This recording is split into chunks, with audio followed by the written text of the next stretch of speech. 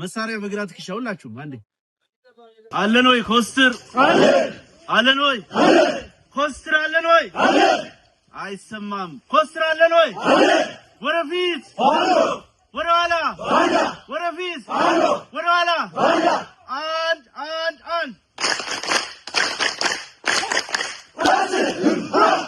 ዋው በጣም ደስ ብሎኛል በጣም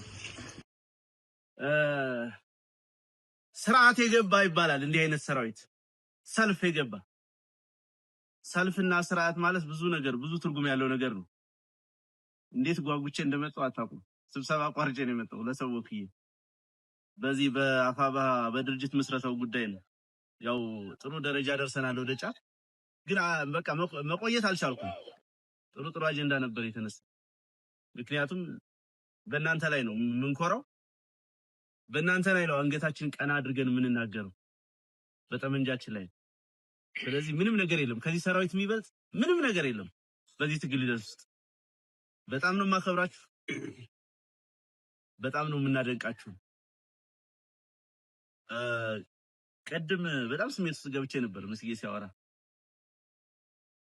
ሁለት ነገር ይሰማኛል በአንድ በኩል በጣም ከፍተኛ ደስታና ኩራት ይሰማኛል እናንተን ሳይ በሚገርማችሁ ሁኔታ ጎጃም ቀጠና ብቻ አይደለም ብዙ ቦታ እንዲህ አይነት አርሚ እንዲፈጠር ኦልሞስት 4 አመት እየሞላን መስራት ከጀመርኩ እኔ ፋኖ የሚባለውን አስተላለፍ የተቀላቀልኩት 2013 ነሐሴ 6 ነው የአማራ ህዝብ ኃይል ሲመሰረት ያኔ ነው የተቀላቀልኩት ሁሉን ነገር ጥለን ሽፍታ ሆነን ወደ ጫካ የገባሁት ደግሞ ግንቦት 8 2014 ጦርነቱ ከመፈንዳት 1 አመት ከምናምን በፊት በዛን ጊዜ ሂደት ውስጥ ብዙ ቦታ ብዙ ነገር ሰርቻለሁ ማወራው ምኮራበት ለልጅ ለወንድም ለቤተሰብ ለጓደኛ ምትነግረው ታሪክ ብዙ ቦታ የቡድን መሳሪያ ገዝተናል ብዙ ቦታ አስታጥቀናል አደራጅተናል የአማራ ህዝብ አሁን የገባበት የሉና አደጋ ውስጥ የገባው እንዲሁ ዝም ብሎ በድንገት በተፈጠረ ነገር አይደለም ልክ ይሄ ትግል በድንገት እንዳልተፈጠረ ሁሉ አደጋውም በአንድ ቀን ኦሎፍ የሰደን የተፈጠረ አደጋ አይደለም የገጠመን ብዙ ሂደቶችን ያለፈ ብዙ የታሪክ ቅብብሎችን ያለፈ ብዙ የታሪክ ስብራቶችን የተሻገረ ነው ይሄ ታሪክ ስብራት ገፋ ስናደርገው ብዙ 100 አመታትን 400 500 አመታትን ወደ ኋላ ይወስደናል አነስ አድርገን ወደዚህ ስንቀነብበው ደግሞ ቢያንስ አንድ ክፍለ ዘመን በደንብ መናገር የምንችለው ችግርና የሉና ፈተና አሳልፈናል ቻይኖቹ ምን ይሉታል መሰላችሁ አሁን በዚህ በሪቮሉሽኑ ምክንያት በነማኦ እንቅስቃሴ አሁን የደረሱበት ደረጃ ከመድረሳቸው በፊት የነበራቸውን ዘመን ሴንቸሪ ኦፍ ሂዩሚሌሽን ይሉታል የውርደት ምዕተ ዓመት የዝቅት ዓመት የመንኮታኮት ምዕተ ዓመት ብለው ይጠሩታል ከዛ ነው ባቢዮት የተነሱት በትጥቅ ትግል የተነሱት የኛ በዛ ልክ አልተተነተነም አልተነገረም እንጂ ኦልሞስት 1 ሴንቸሪ የሚሞላ የዝቅታ ዘመን አሳልፈ በንጽጽር ከወሰድነው ከቻይኖቹ ዘመን ጋር ላይነጻጸር ይችላል በንጽጽር አንዳንዴ ዝም ብለን በተለምዶ ላለፉት 30 አመታት 40 አመታት 50 አመታት እንላልና በትንሹ 80 አመታትን አሳልፏል በአማራ ህዝብ ላይ የህልውና አደጋ እንዲመጣ መስራት ከተጀመረ የመጀመሪያው ስራ የተጀመረው በጣሊያን ዘመን እንግዲህ በአንዱ ጥርስ የተነከሰብን ወደ ኋላ እንዳላሰፈው ልተውና የቅርብ ጊዜውን ያዳውን ታሪክ ብናነሳ አፍሪካን በበርሊን ኮንፈረንስ በሚቀራመቱበት ዘመን ቅኝ ግዛትን በትግል ሬዚስት ያደረገችው ኢትዮጵያ ነች ባድዋው ዘመን በአንድ በኩል ተመሳሳይ ልክ ጀርመኖች ፈረንሳዮች ጣሊያኖች እንግሊዞች የአፍሪካን ሀገራት በሚቀራመቱበትና ዛሬ ያለውን የአፍሪካን ባውንደሪ ባሰመሩበት ዘመን ጋር ተመሳሳይ ስለነበረ አጼ ምኒልክ ኢትዮጵያን መልሶ ግንባታ ስራ የሰሩት ትናንት የተወሰናችሁ ትኖራላችሁ ሳነሳ ነበር የጥቁር ኮሎናይዘር ወይም ጥቁር ቅኝ ገዥም ይሏቸዋል በዛ ዘመን ጥቁር ነጮችን ተገዳድሮ ተዋግቶ አሸንፎ ህልውናውን ክብሩን ያስጠበቀው በሁሉም ማዕዘናት በሁሉም የዓለም ማዕዘናት እኮ በነገራችን ላይ አውሮፓውያን ከ15ኛው ከ14ኛው ክፍለ ዘመን ጀምሮ ቅኝ ያልገዙት ክፍለ ግዛት የለም አይደል? አሜሪካን ጨምሮ የእንግሊዝ ቅኝ ግዛት ነች። የኤሲያ ሀገራት አብዛኞቹ ስፔኖች፣ ፖርቹጋሎች በተለያየ ዘመን ቅኝ የገዟቸው ናቸው። ከነኚህ ሁሉ የዓለም ሀገራት በተለየ ሁኔታ ቅኝ ግዛትን በክንዱ የተቋቋመ ህዝብ ነው ይህ ህዝብ። ስለዚህ የአድዋው ታሪክ ዝም ብሎ የጦርነት ታሪክ ዝም ብሎ የማሸነፍ ታሪክ ብቻ አይደለም፣ ብዙ ትርጉም ያለው ነገር ነው። ያ የሆነው ለምንድን ነው ብላችሁ ጥያቄ ያነሳችሁ እንደሆነ ቀደም ጥሌ በደንብ ሄዶበታል። ላውና በጅ አንዱ ስርዓት የገባ ህዝብ ስለነበረን ነው። ሰልፍ የነበረው ህዝብ ስለነበረን ነው። ባርባሪክ ያልሆነ እንዲሁ ቼን ኦፍ ኮማንድ የሌለው ሳይሆን ስርዓት ያለው መሪ ያለው የሚታዘዝ የሚመራ የሚያዳምጥ የሚከተል ስትራቴጂይዝ የሚያደርግ ህዝብ ስለነበረ ነው።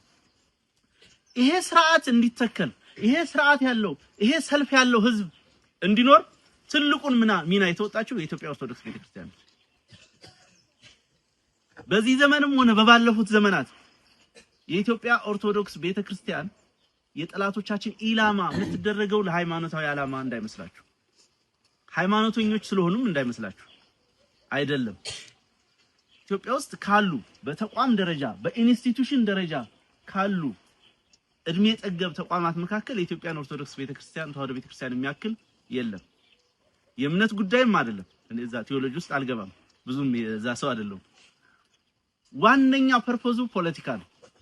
ይሄንን ስርዓት ያለው ህዝብ፣ መስመር ያለው ህዝብ፣ ረድፍ ያለው ህዝብ፣ ለህልውናው በጋራ የሚነሳ ህዝብን መፍጠር የቻለችው ማቆየት ማንበር የቻለችው የኢትዮጵያ ኦርቶዶክስ ቤተክርስቲያን ስለሆነች ነው ኢላማ የተደረገችው። ከዛ ቀጥሎ ወይም በተመሳሳይ ሁኔታ ያንን ያድዋ ድል እንዲከወን ዛሬ ወራሪዎችና ይሉኝታ ቢሶች መሪዎቹን የጦርነቱን ስትራቴጂስቶችን ወደ ጎን ትተው ፈረሰኞቹ ናቸው የሚያረጉት እነ ከሊናቸው የሚያረጉት እንደሚሉት እመጣበታለሁ በኋላ። በዚህ በእኛ ዘመንም ይነገራል። በዚህ እንዲህ አይነት በጣም የሚያሳፍር ነገር አጼ ምኒልክ ሳይኖሩ እቴጌ ጣይቱ ሳይኖሩ አድዋን ማሰብ አትችልም፣ ምንም ማሰብ አትችልም። ስለዚህ እነኛ ሰዎች ናቸው በዛ ስርዓት በዛ ፓተርን መርተው ያንን ህዝብ ሰርቫይቭ እንዲያረጉት። ዛሬ የኔና የናንተ ስም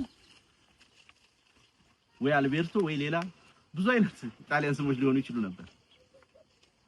ኢትዮጵያ አሁን ያላትንም ቅርጽ ላይኖራት ይችል ነበር። ፎርሹር ደግሞ አይኖራትም። ቅኝ ግዛቱ ቢቀጥል ኖሮ በሌላው አፍሪካ ሀገር እንደምታዩት የተበጣጠሰ ግዛት ነበር የሚኖረን። ስለዚህ በዛ ምክንያት ታርጌት ተደርጎ ቆይተናል። በሁለተኛው የጣሊያን ወረራ ዘመን በአምስቱ ዘመን የመጀመሪያ ስትራቴጂ ተደርጎ የተወሰደው አማራንና የኢትዮጵያ ኦርቶዶክስ ተዋህዶ ቤተክርስቲያንን መምታት፣ በተለያየ ስልት መምታት። በ1983 የጀመረ አይደለም አማራን ማጥፋት ወይም ከዛ ወዲህ የጀመረ አይደለም። ያርሾ የውጭ ወራሪዎችን የሀገር ውስጥ ደግሞ ወደረኞችንና አረመኔዎችን ተጠቅሞ ወደረኞች የምንላቸው ለስልጣን የሚፎካከሩ አማራው ነው ስልጣን የያዘብን፣ ስለዚህ አማራውን መምታት አለብን፣ አማራውን መተን ወደፊት መስፈንጠር አለብን ብለው የሚያስቡት ናቸው።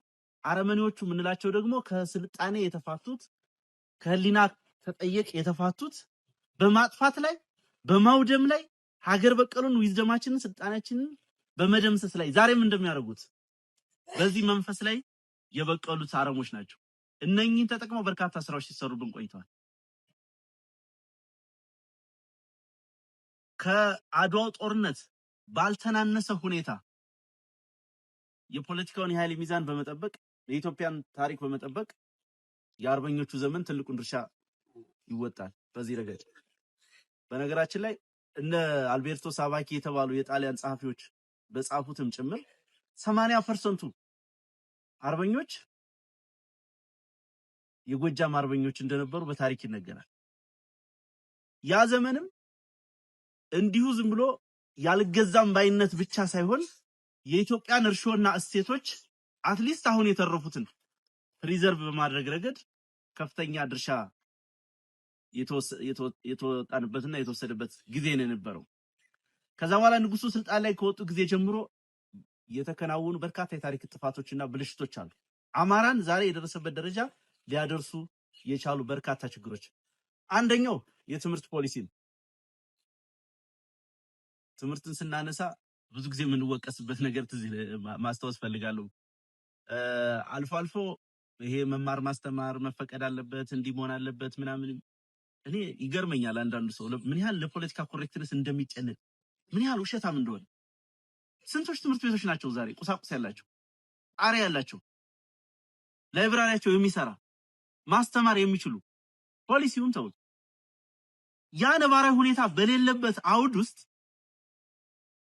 ይሄኛው የፋኖ አደረጃጀት የድንቁርና ዘብ ነው።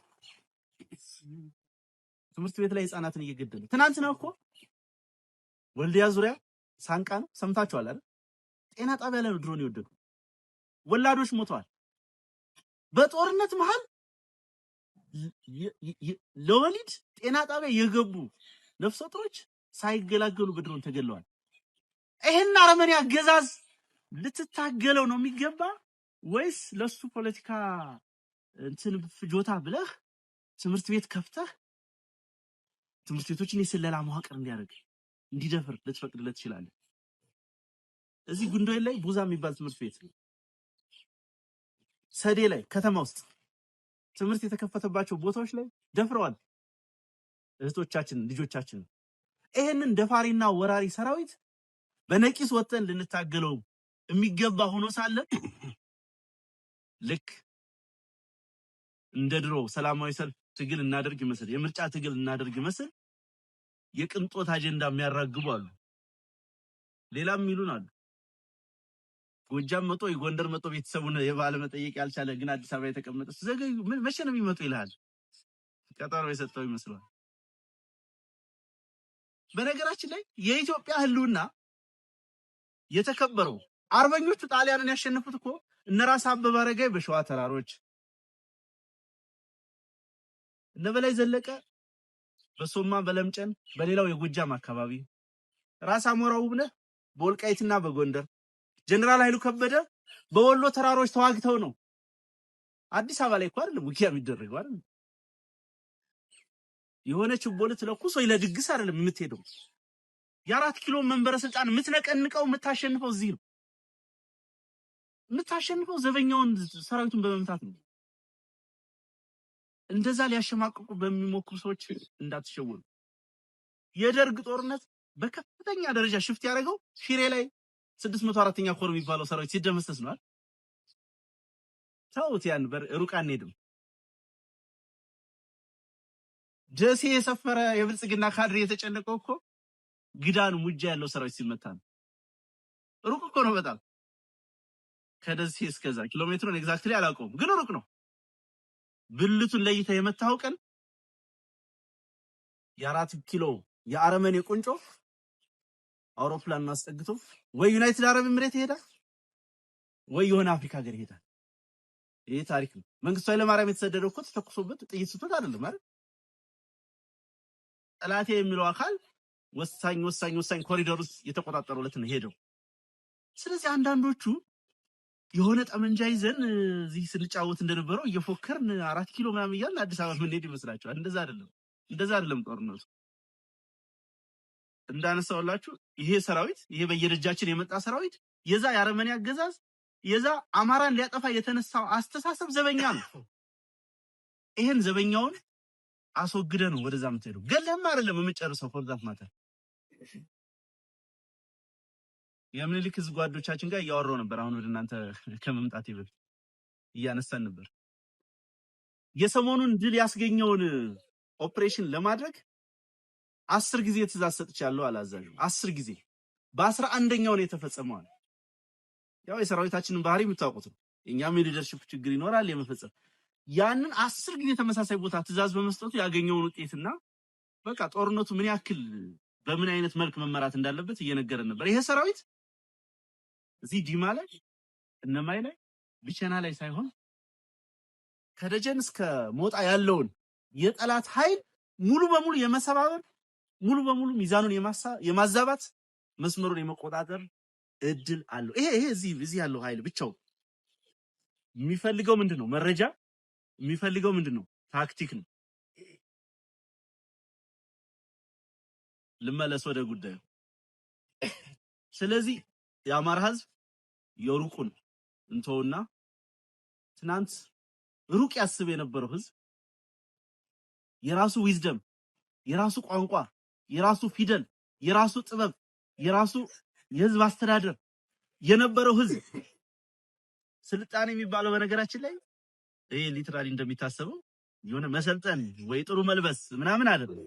ስልጣኔ ማለት የራስ የሆነ ነገር መኖር ማለት ነው።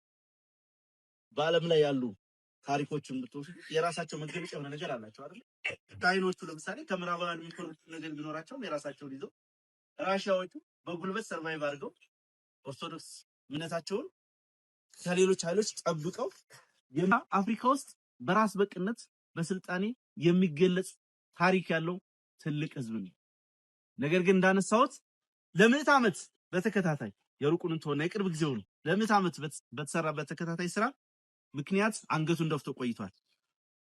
የመጀመሪያውን ባለብሩህ አእምሮ ትውልድ በወረራው ዘመን ጣሊያን ጨፍጭፎታል። የሚነገረው በታሪክ የሚወራው መስዋዕትነት የከፈሉ አርበኞች ታሪክ ነው።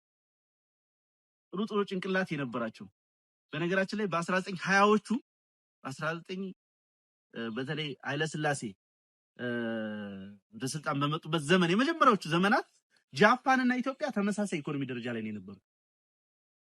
ጃፓንና ኢትዮጵያ ነው ያልኳችሁ። አስቡት፣ ጃፓን ዛሬ ያለችበትን ደረጃ አስቡት። በዓለም 8 ወይ 7 ግዙፍ ኢኮኖሚ ካላቸው የበለጸጉ ሀገራት መካከል ነች ጃፓን። ተመሳሳይ ኢኮኖሚ ነው የነበራቸው። በዛ ዘመን ኢትዮጵያ የነበራት ኢሊት የነበራት የተማረ የሰው ኃይል የነበራት አቅም ከጃፓኖች ጋር ተቀራራቢ ነበር። ጣሊያኖቹ ያጠፉት አርበኞቻችንን ብቻ አይደለም ጭንቅላቶቻችንን ጭምር ነው የፈጁት። በዛ ዘመን ብዙ ያልተነገሩ ያልታወቁ ታሪኮች አሉ። ሁለተኛው የመጣው ትውልድ ደርግ ያጠፋው ትውልድ ነው። በደንብ መያዝ ያለበት። አንዳንዶች በተለይ የህዋት ሰዎች የደርግን አገዛዝ ስርዓት ከአማራው ጋር ለማያያዝ ይሞክራሉ፣ ይነገራሉ። ለፖለቲካ ፍጆታ እንዲጠቅማቸው ነው ይሄን የሚያወሩት። በተጨባጭ ግን ደርግ የመጨረሻውን የአማራ ኢሊት የደቆሰ ከአማራ ፖለቲካ አንፃር ከፍተኛ ዋጋ ያስከፈለን ብዙ ልሂቆቻችን ያለቁበት ነው። ጸሐፊ ትእዛዝ አክሊሉ ሀብተወልድ ሰምታችሁ ይሆናል በታሪክ ዛሬ አብይ አህመድ የሚቀባጥርበትን ቀይ ባህር ዛሬ ስንት የሚወራበትን ኤርትራ በዲፕሎማሲ ያስመለሱ ሰው ናቸው። በዩኤን ሪዞሉሽን በተባበሩት መንግስታት ሪዞሉሽን ተንከራተው የደርግ ሰዎች ማለት ሱፍና ከረባት ብቻ የነበራቸው ነው። ጸሐፊ ትእዛዝ አክሊሉ ሀብተወልድ ላይ ጥይት ተኩሰው የገደሉ ናቸው። በስመ ፊውዳሊዝም በስመ ሶሻሊዝም በጥራዝ ነጠቅ ፖለቲካ ተጠልፈው በርካታ ወገኖቻችን ዛሬ አማራው እዚህ ቅርቃር ውስጥ እንዳይገባ ማድረግ የሚችሉ መምራት የሚችሉ ማሻገር የሚችሉ ዛሬ እኔና እናንተ ወይ የሆነ መንግስት ተቋም ላይ እየሰራን ወይ ነጋዴ ሆነን ወይ ዩኒቨርሲቲ ሆነን መገኘት የሚገባንን ነገር ግን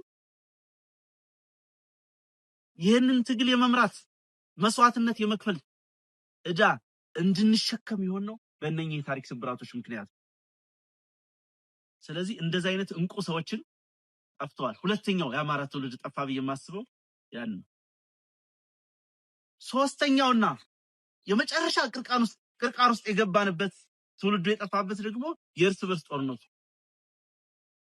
ደርግ በአብዮት ስም የጨፈጨፈው አለ። ከዛ የተረፈውን ልሂቃን ደግሞ ቀይ ሽብር፣ ነጭ ሽብር፣ ኢህአፓ፣ መኢሶን በሚል እርስ በርሱ ተጫረሰ። ከዛ በኋላ ምን መወራት ጀመረ? ፖለቲካና ኮረንቲ በሩቁ ነው መባል ተጀመረ። ዛሬ እንኳን ይሄ ትውልድ ለስልጣን እንደሚናገር ለመንገር እንሽኮረመም ነበር። ዝም ብሎ የመጣ አይደለም። በነገራችን ላይ ፖለቲካን መፍራት መስጋት ዝም ብሎ የመጣ አይደለም። አንደኛ ያለምንም ስኬት የተጠናቀቀ ተጋድሎ ነው የነበረው። የዛ ዘመን ወጣቶች የዛ ዘመን የተማሩ ሰዎች ያደረጉት ምን ጎድሏቸው ነበር ምናምን ብዙ ነገሮችን እናነሳ ይሆናል ጊዜ ሲኖር ሌላ ጊዜ የሊደርሺፕ ጉድለት ይኖራል ዘመኑ አልፈቅድላቸውም ብሎ ይሆናል የተከተሉት ስልት ይሆናል እሱ እንደተጠበቀው ነው ግን በዛ የእርስ በርስ ጭፍጭፍ ምክንያት አማራው ላይ ከፍተኛ የሆነ የትውልድ ክፍተት ተፈጠረ ይሄ ለማን እድል ይዞ መጣ ለኦነግ ለቲፒኤልኤፍ አማራዎች በጥቂቱም ቢሆን ተወክለውበት የነበሩ የትግል ድርጅቶች ከሰሙ በዛ ላይ አማራን መታገል የፖለቲካ ሀሁዋቸው ያደረጉ ኃይሎች በሚገባ በቀሉ ከዛ በኋላ በጥቂት አመታት 15 16 17 አመታት ውስጥ የሚፈልጉትን አሳኩ ያ አማራን መጥላት አማራን መጨቆን አማራን እንዲጠፋ መስራት ይታሰብ የነበረው ሳቤ ህግና ህገ መንግስት ፖሊሲ መዋቅር ሆኖ መጣ ህገ መንግስቱን የሚያስፈጽም መዋቅር መጣ ፓርላማ አለ ፌደሬሽን ምክር ቤት አለ ፍርድ ቤት አለ የፖሊስ ተቋም አለ የመከላከያ ተቋም አለ ልዩ ኃይል አለ አድማ በተና አለ ያ ሁሉ ፐርፐዙና አላማው ያንን ፖሊሲ ማስፈጸም ነው ያንን ፖሊሲ ጥልህ ቅድም ሲያነሳ ነበር የህግ የጉልበተኞች መሳሪያ ነው ወይም የመጨረሻውን ህግ የሚጽፉት ጉልበተኞች ናቸው ሲል ነበር ያውሩን የኢትዮጵያ ህገ መንግስት ረቂቅ ያዘጋጁት ሻቢያ ቲፒኤልኤፍ እና ኦነግ ናቸው ሰንአፈ ላይ ኤርትራ ውስጥ ዝም ብላችሁ ህገ መንግስቱ ስታነቡት እኔ የዛ ፕሮፌሽንም ሰው ስለሆንኩ እንዲህ ስታነቡ አንቀጹ ምንም ነገር አታይበትም ምንም የሚታይ ነገር የለውም በቃ የሆነ አንቀጽ አለ ወደ ድጋጊ አለ ስፕሪቱ ግን አማራ ማጥፋት ነው ከመግቢያው በተጀምሮ የተዛባውን የኢትዮጵያ ብሔር ብሔረሰቦች ግንኙነት ማረም ነው ይላል ፐርፖዙ አየው የተዛባ ነገር አለ ትንሽና ትልቅ አለ የሚከረከም አለ ያ ክርከማ ነው ሲካሄድብን የኖረው በጣም በሚያሳፍርና በሚያሳዝን ሁኔታ ደግሞ ያን ክርከማ ያካሂዱ የነበሩት በዋናነት የሚያስፈጽሙት የኛው ሰዎች ነው አማራዎች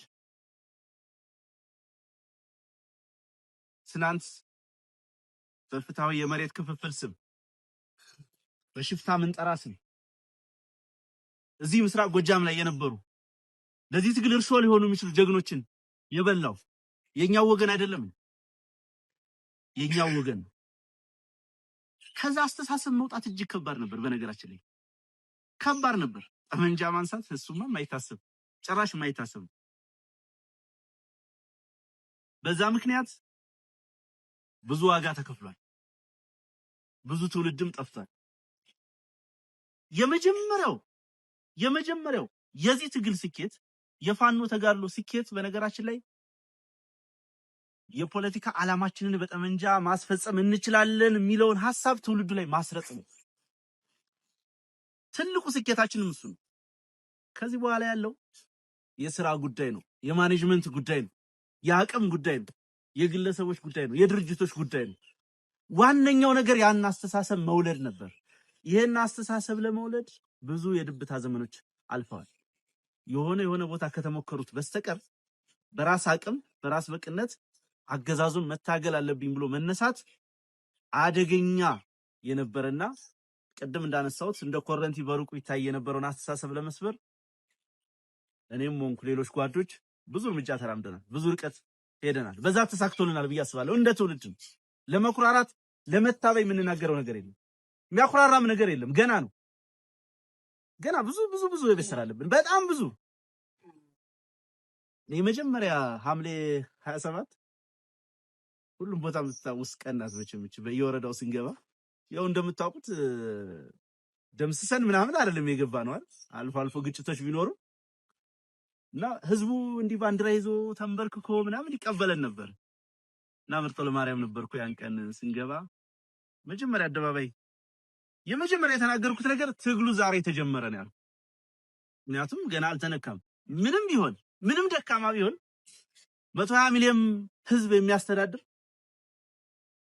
ያንን ኢትዮጵያን የሚያክል ግዙፍ ታሪክ ግዙፍ የዲፕሎማሲ እርሾ ቀላል የማይባል ኢኮኖሚ ያለ ይሉንታ ያለ ተጠያቂነት ሁሉን ነገር ለጦርነት የሚያውል እብድ ግለሰብ የሚመራው መከላከያ ነው ስለዚህ ጉዳት ማድረሱ አይቀርም መታገሉ አይቀርም እና አብዛኛው ሰው ያኔ የሆነ ነገር የተጠናቀቀ ምናምን መስሎት ነበረ። አሁንም ብዙ የሚቀር ስራ አለ። ትልቁ ነገር ግን እንዳልኳችሁ አስተሳሰቡን መውለዱ ነው። እኛ በታሪክ አጋጣሚ ስለተገኘን እንጂ እርግጠኛ አይደለም ከስንቶቻችሁ የተሻለ የማሰብ አቅም እንዳለኝ። ትልቁ ነገር የምንደራጀውም ተቋም የምንፈጥረውም የምንሰባሰበውም አቅም ያለው ሰው እንዲመጣበት፣ አቅም ያለው ሰው ትግሉን እንዲመራ ነው። ያ ሲሆን አይደለም በአንድ አመት በሁለት አመት ሌላ ዘመናትን ብንታገል በዘላቂነት ህዝቡን ወደሚፈልገው ዓላማ የሚወስድ ትግል ማድረግ እንችላለን ብዬ አስባለሁ። ብዙ ጥንቃቄ ልናደርግባቸው የሚገቡ ነገሮች አሉ። ቀደም ምስጌ ጠቆም አድርጎታል። ማቲያስም ሲነካካ ነበር፣ ሞገስም እንደዚሁ። ይሄ ትግል ጥበቃ፣ ድርጅት ጥበቃ የሚባሉ ነገሮች ዝም ብሎ አይደለም። እናንተ እዚህ ለመገኘት እንደዚህ አይነት አባ ኮስትር ግዙፍ የሆነ የሚያስፈራ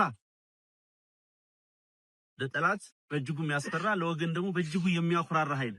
በነገራችን ላይ ትናንትና ወደ ሆነ ቦታ ከእናንተ ልጆች ተቀንሶ ሄደ ኃይል ነበር ለሆነ ኦፕሬሽን ራቅ ወዳለ ቦታ። ጠላት ጥናት ስለሚያደርግ የውጊያ አቅም ስለሚያውቅ ከየት ነው ኃይል የመጣ ተብሎ ከዚህ መጣ ሲባል ሁለት ቦታ ለቋውን ወደ ኋላ ፈግፍጓል። ገና ውጊያ ሳይጀምር አጨብጭቡ እስኪ ለአባ ኮስትር አንድ እንዴ!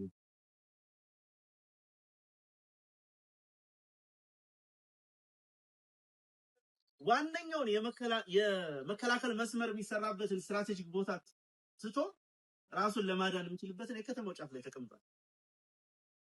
ምን እንደሚወራ አሁን በነበረን ውይይት ራሱ ሲያነሱልኝ ነበር። ምን አይነት ኩራት እንደተሰማቸው ገና ቁመናቸውን ጀስቸራቸውን አይተው ማለት ነው።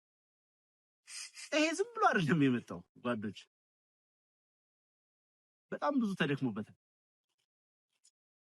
በጣም ስሜት የሚቆነጥጥ ነገር አሳልፈናል። በዚህ ጉዳይ ተመርጦ ታስቦበት አንዳንድ ቦታ ላይ እንግዲህ ምንም የተለየ ነገር የለንም፣ እንደምንተያየው ነን አይደል? ግን እኛ ስለተፈጠርንበት ወይ እኛ ስለተንቀሳቀስንበት ብቻ ታርጌት ተደርጎ እሾ ሲተከልብን ነበር። በዚህ መስመር ብዙዎቻችሁ ስለምታውቁት ነው። እሾ እየተተከለ አቆርቋዥነት ከባንዳነት ጋር የሚጠጋጋ ይህ የወንድምን ስጋ የሚበላ የሚቆረጥም በየቀኑ በሞት መንጋጋ መሃል እያለፍን ታስቦበት ስራዬ ተብሎ ግን ስብዕናችንን ለመግደል አንዱ ብድግልና ፓስተር ነው ይላል። ወይ ለጠላ ያጣፋል፣ ወይ ሻማ ያበራል፣ ወይ ስዕል አድኖ ከጀርባው ያደርጋል። ከዛ የትግሉ ባለቤት ነኝ ይላል። የሆነ ቦታ ተቀምጧል። የሆነ ፕሮጀክት አበላሽተበት ይሆናል። ታሪክ ኃላፊነታችን ነው። ያን ስራ ስለሰራን ያ ዝርፊያ ስለቀረበት 24 ሰዓት ስለኛ የሚያወራ ነው። 24 ሰዓት በቲክቶክ በዩቲዩብ አሳዛኝ ነገር። ይሄን ሁሉ ፔን አንዳንዱ ነገር በጥይት መመታት ይቀልሃል። ደስ የሚለው ግን እየሰራ ደስ የሚለው እንዲህ አይነት አርሚ እየፈጠርክ ስለሆነ የሚመጣው ትቋቋመዋለህ። በጣም ከባድ ነው በነገራችን ላይ ዘለፋ፣ በተለይ ቤተሰብ ጋር ምናምን የሚያመጣው ነገር በጣም ከባድ። ዛሬ ደግሞ የማይሰማ የለም። በረሃ ካሉ እናቶች ጀምሮ ቲክቶክም ምናምን የማያይ ወይ በልጆች በምናምን የማይሰማ ነገር ምን ሆኖ ምናምን እንደዚህ ነው። አንዴ በሃይማኖት ይመጣል። የጎጃምን ትግል የዚህን ቀጠና ትግል ለመከፋፈል የተሄደው ከመሬት ተነስቶ ምን እንደሆነ ስለ እምነት ምን እንደሆነ እንኳን የማያውቀውን ሰውዬ እከሌ ቅባት ነው ድሮ ወያኔ ሲሰራው የነበረው ማለት ነው። እከሌ ዓለም ብርሃን ነው፣ በዛ ልሳካ ሲል እከሌ አገው ሸንጎ ነው ይላል። አሁን አገው ሸንጎ ብለው የሚፈርጁት ቀጠና ለረጅም ጊዜ ነው ቆይቼበታለሁ። በየጊዜው ጠላትን የሚማርክ ጀግና ሰራዊት ያለበት በጣም ንጹህ ታጋዮች ያሉበት ስለ አገውነት ስለ አማራነት ለአንድ ቀን መጨነቅ የማይፈልጉ ልጆች አሉበት። እንደዚህ አይነት ሰራዊት ያለበት ነው። ዞረን ከአመታት ምናምን በፊት ብዙ ስራ ተሰርቶበት ስለዛ ማውራት አልፈልግም። የተደራጀ ሰራዊት ነው። ያ ሰራዊት ጠመንጃውን እንዲዘቀዝቅ የሚሰራ አሉባልታ ነው፣ የሚሰራ አደገኛ ሴራ ነው። ተናንቀን ከወንድሞቻችን ጋር ተቆራርጠን ፎርዛት ማተር ዘመዶቻችንንም ጭምር ላይ ጨክነን ነው ይሄ ትግል የተረፈው።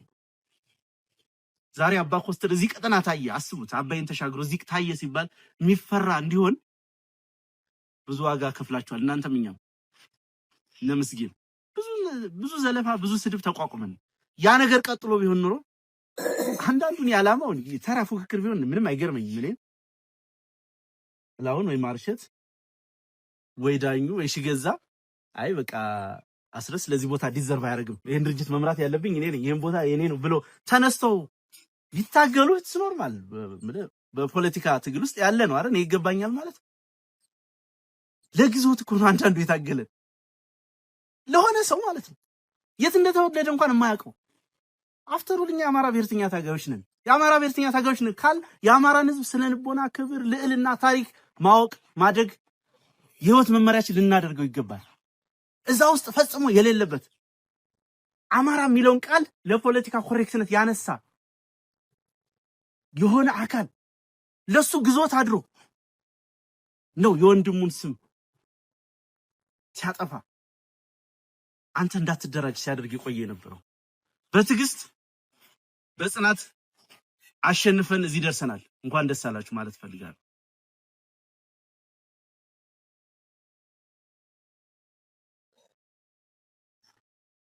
በገንዘብ ተሞክሯል፣ በሚዲያ ተሞክሯል፣ በኃይል ተሞክሯል።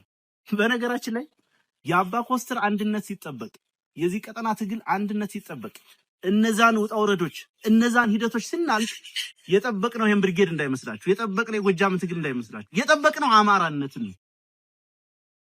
መቼም ማንም እየተነሳ የሆነው ፖለቲካ ሞክሮ የማያውቀው ጭራሽ ፖለቲካ በሄደበት ያልሄደው ኢንተረስት የሌለው የሆነው ደግሞ የሱን ዘመን ጨርሷል። በቃ ሞከረ፣ እስከ 40 ዓመቱ እስከ 50 ዓመቱ ሞከረ፣ ፌል አደረገ። ያጋጥማል። በእኔና በእናንተ ትውልድ መጫወት የሚፈልግ የወደቀው ሁሉ ሊነሳበት ይሞክራል። የኛን ትግል የወደቀው ትቢያ የለበሰው ሁሉ ትቢያውን አራግፎ በእኛ መስዋዕትነት ደግሞ እኮ አያውቁትም። በጣም የሚያሳዝናቸው እነዚህ ትግሉ የሚበሩት ሰዎች ምን እያደረግን እንደሆነ እኮ አያውቁትም። ፔኑን አያውቁትም። ስንት አንገታም ወንድሞቻችንን እንደቀበርን አያውቁት። ምን ሳሳላቸው ልጆች በየቦታው መስዋዕት እንዳደረግን አይረዱትም። ህመሙን አያውቁትም። ደስታውንም አያውቁትም። እኔ ምርኮኛ ሳይ የተለየ ነገር በቃ ይነዝረኛል። የተለየ ነገር ነው የሚሰማኝ። እነዛ ሰዎች ያ ስሜት የላቸውም። የሉማ መሬት ውስጥ አብረውን የሉም። ነገር ግን ትግሉን ሊመሩ ይፈልጋሉ። ለነሱ ያደረ የኛ ወንድም ሲበጠብጠን ነበር። ያን አልፈናል። ቅርታ ስሜት ውስጥ ገብቼ ብዙ ነገር አነሳው። ስለዚህ ማወቅ ስላለባችሁ ነው። በእርግጥ ነገም ሊገጥመን ይችላል እንደዚህ አይነት ነገሮች። ስለዚህ አንድነትን መጠበቅ፣ ትግልን መጠበቅ፣ ከጠላት ከቡድንተኝነት፣ ከጎጣዊ አስተሳሰብ፣ ከሃይማኖታዊ አስተሳሰብ። እኔ ሃይማኖት ሲነሳ ብዙ ጊዜ ሰምታችሁናል፣ ሚዲያም ላይ ሲዘመት የተለያየ ነገር ሲባል እንደማንኛችሁ ይሄ ፕራይቬት ጉዳይ ነው፣ መብቴ ነው የትኛውንም እምነት የማመን። ነገር ግን እንደ አብዛኛው ሰው እዚህ ቀጠና እንዳደገ ተወልዶ እንዳደገ ሰው የኢትዮጵያ ኦርቶዶክስ ተዋሕዶ ቤተክርስቲያን እምነት ተከታይ ነኝ። ማንኛውም እዚህ ቀጠና ገጠር የሚያድግ ልጅ እንዳገኘው ደግሞ ትንሽም ፊደል ከቤተ ክህነት የቆጠርን።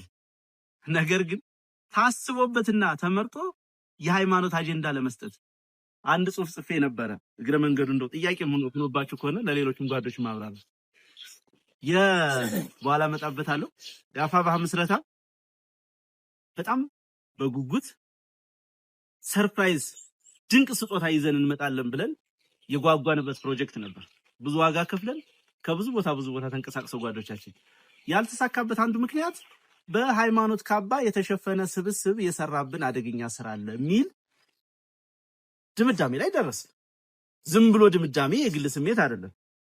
እዛ ላይ አንድ ነገር ጻፍኩኝ። ቁማርተኞች፣ ነጠላ ለብሰው የሚቆምሩ ሰዎች ሪፈር የሚያደርገው 1 2 ሰዎች 3 ሰዎችን ይታወቃል። ቁማርተኛ ማለት በነጠላው ስም የሚያታልል ማለት ነው፣ ወይ በመስቀሉ ስር የተደበቀ ማለት ነው። ሪሊ ግን ለእምነቱ ሳይሆን ለግለሰባዊ ዓላማው ወይ ለቁሳዊ ዓላማው የቆመ ለማለት ነው። ያ ተይዞ ደግሞ እንደገና ሌላ ሰብና ገደላ ዘመቻ ሲዘመት ነበር። ነገ ትንሽ ከናንተ መካከል ትንሽ የሚንቀሳቀሰው ከተገኘ ይጀመራል ያ ዘመቻ። ስለዚህ መሪዎቻችሁ ላይ እነዚህ እንቁ መሪዎቻችሁ ላይ የሚደረግ ማንኛውም አይነት እንዲህ አይነት ነገሮችን ነቅታችሁ መከላከል፣ ካሉባልታ መጽዳት ያስፈልገናል ማለት ነው። የአማራ ሕዝብ አንድ መታመን ያለበት የትናንት ግርማዊነት የነበረው ሕዝብ ነው። ግሎሪ ፓስት ያለው ሕዝብ ነው። ያለፈ ዛሬ እጁ ላይ የሌለ የራሱ ስልጣኔ ቅድም ተናግረዋል የነበረው ህዝብ ነው። የምንታገለው ከህልውናችን ባሻገር ያንን ልዕልናም መልሰን ለማምጣት ጭምር። ያን ልዕልና ስናመጣ የትኛውንም ህዝብ ብሔረሰብ ልናጠፋ አይደለም። የትናንት ግርማዊነት ነበረን ስንልም በሌሎች ሞት ላይ፣ በሌሎች አለመኖር ላይ፣ በሌሎች ባህልና እምነት ቋንቋ መጥፋት ላይ የተመሰረተ ማለት አይደለም። የሌሎችን ያልነካ ያከበረ ነገር ግን የራሱን ዊዝደም አቧራ አራግፎ የሚያስነሳ ትውልድ ያስፈልጋል። አንድ በዚህ ልትተማመኑ ይገባል።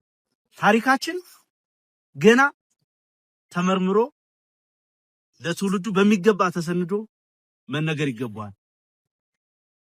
ይሄ መሰራት አለበት።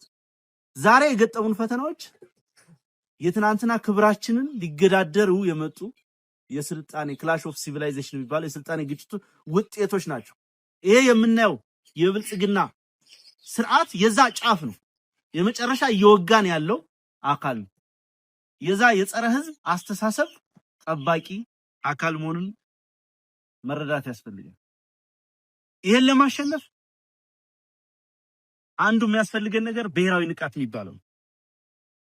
ብሔራዊ ንቃት ሌላ ምንም ነገር አይደለም። በነገራችን አብን ባንድ ወቅት አንድ አማራ ለሁሉም አማራ፣ ሁሉም አማራ ለአንድ አማራ ሲለው የነበረው መፈክር ታስታውሳላችሁ አይደል? በጣም ወደው አባባል ነው። በነገራችን ላይ በተግባር ዓለም ላይ ጀዊሾች ይኖሩታል፣ እስራኤሎች ይኖሩታል። አንድ እስራኤላዊ ለእስራኤል ህዝብ ጥቅም፣ ለጀዊሽ ጥቅም ማንኛውንም ዋጋ ይከፍላል።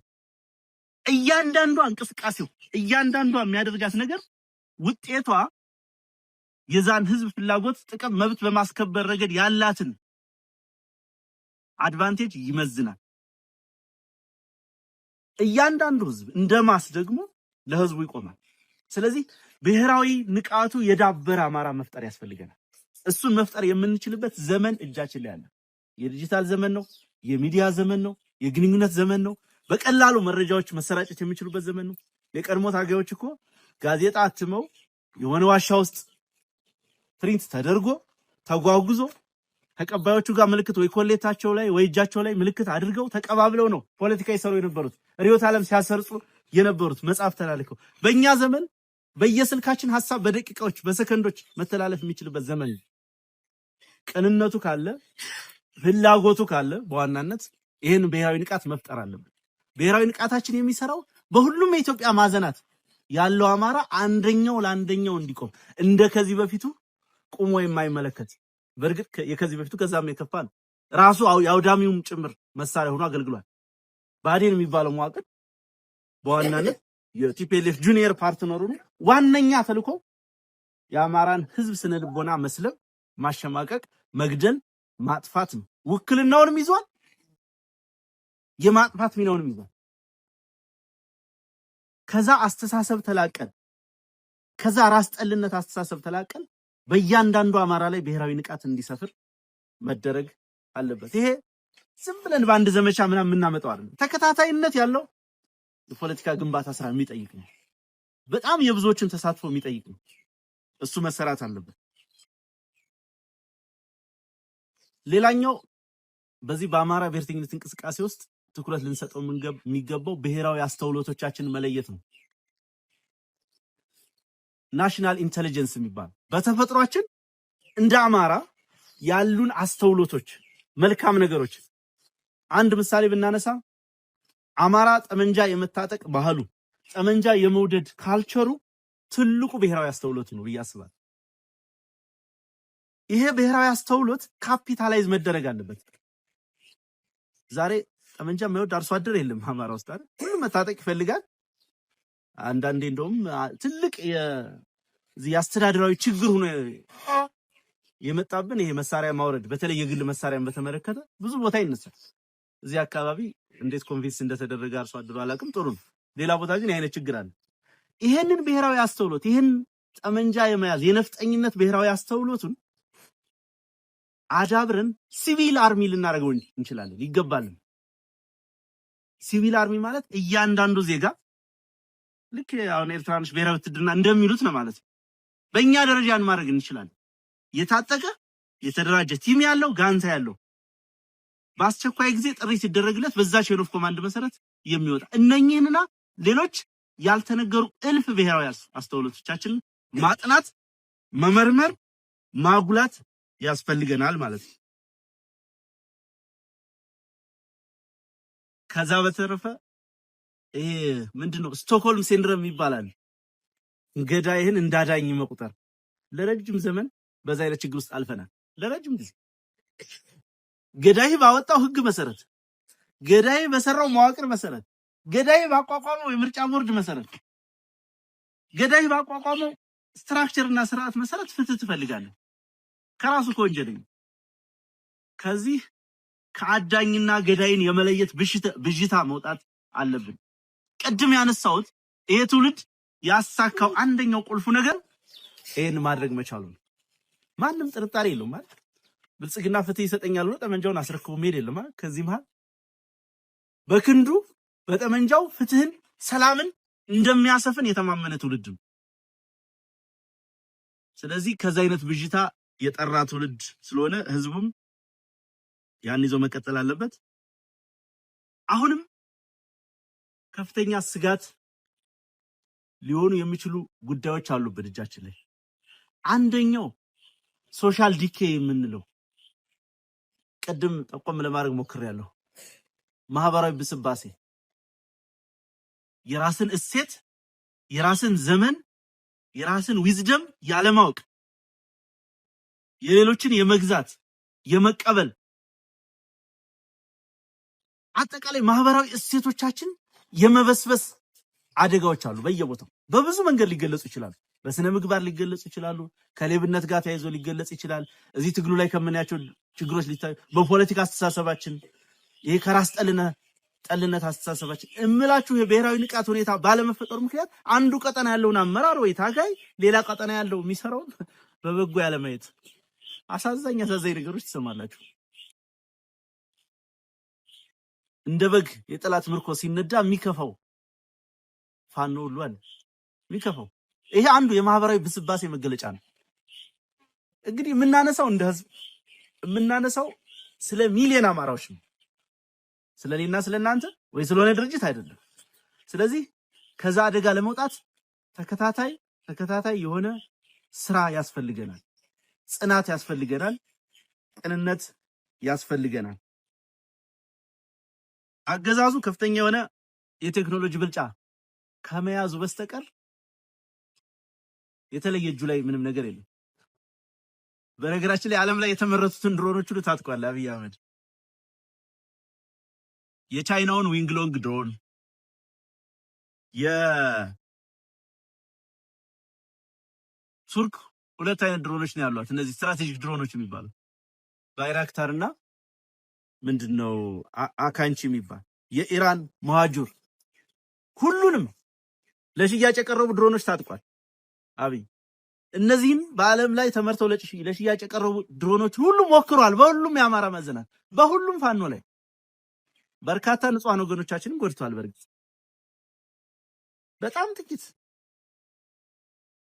ሊሆን ከሚገባው አንፃር በጣም እጅግ በጣም ጥቂት ወንድሞቻችንን መስዋዕትነት ከፍሏል።